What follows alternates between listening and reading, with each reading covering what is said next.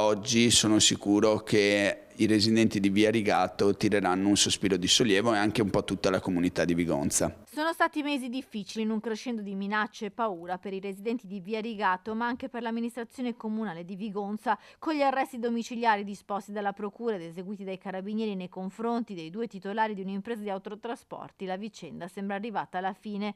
I due sarebbero gli esecutori di due incendi avvenuti tra maggio e settembre in due abitazioni di Via Rigato.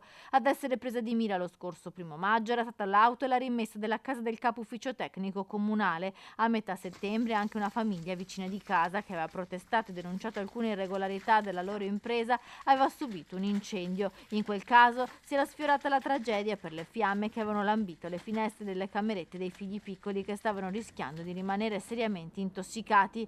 I due titolari delle imprese di trasporti sono accusati di atti persecutori e incendio. Alla base delle intimidazioni una serie di controversie giudiziarie, civili e amministrative contro l'impresa di trasporto che svolgeva la propria attività su un terreno che i residenti e l'amministrazione comunale ritenevano in violazione della disciplina urbanistica.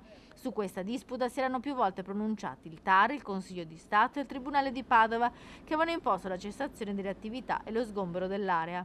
Erano decine le denunce che sono state portate a conoscenza dell'autorità giudiziaria nei mesi.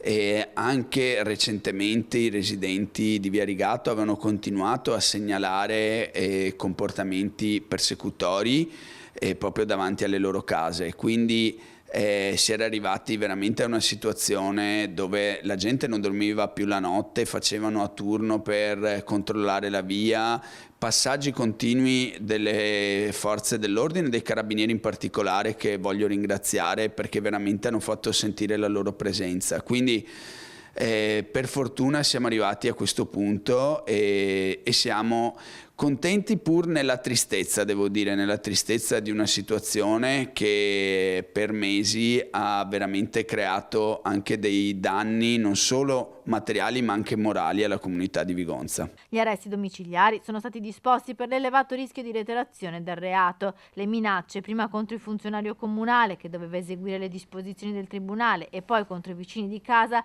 erano cominciate ad inizio anno. Nei prossimi giorni è previsto l'interrogatorio di garanzia.